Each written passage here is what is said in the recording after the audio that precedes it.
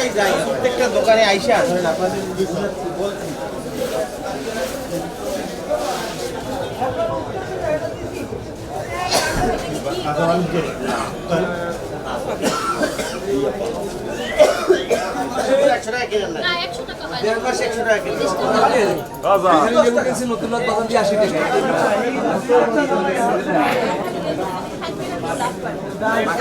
এখানে অনেকেরই মূল্য তালিকা আপডেট নাই, তারা হচ্ছে 24-25 সালের মূল্য তালিকা এখনো রেখে দিয়েছে বা সেই মূল্যটাই রেখে দিয়েছে। এজন্য কিছু প্রতিষ্ঠানকে জরিমানা আরোপ করা হয়েছে।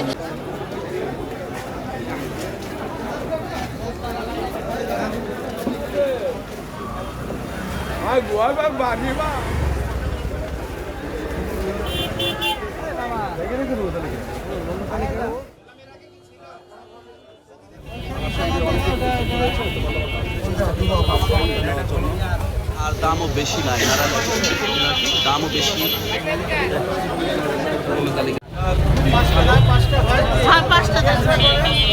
আমরা সিদ্ধান্ত নিয়েছি যে প্রতিদিনই আমরা কোনো না কোনো বাজারে নিত্য প্রয়োজনীয় যে পণ্য রয়েছে, ভোগ্য পণ্য, সেটার বাজার আমরা তদারকি করব।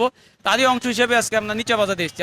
আপনারা ছিলেন আমাদের সাথে সকাল থেকে, আপনারা দেখেছেন যে আমরা শাকসবজি থেকে শুরু করে ডিম, ফল, মুদি পণ্য ইত্যাদি তৈরি করে এরকম সামগ্রী, খেজুর, আমরা এই সকল যে বাজার রয়েছে ভোগ্য পণ্যের, এগুলি আমরা কিন্তু তদারকি করছি।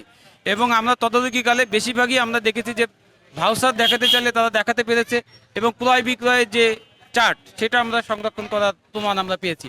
পাশাপাশি কিছু ত্রুটি বিচ্যুতি পেয়েছে, অনেকে রঙিন চিপস বিক্রি করছিলেন, এটি আমরা আইনের আওতায় নিয়ে তাকে শাস্তির আওতায় নিয়ে এসেছি। এবং যদি কোনো পণ্যের গায়ে মেয়াদ না দেওয়া থাকে, মূল্য না দেওয়া থাকে, উৎপাদনকারীর নাম না থাকে, সেক্ষেত্রেও আমরা শাস্তির আওতায় নিয়ে এসেছি। যে এই জনদুর্ভোগটা যাতে এইবার রমজান মাসে এটা রাখবে।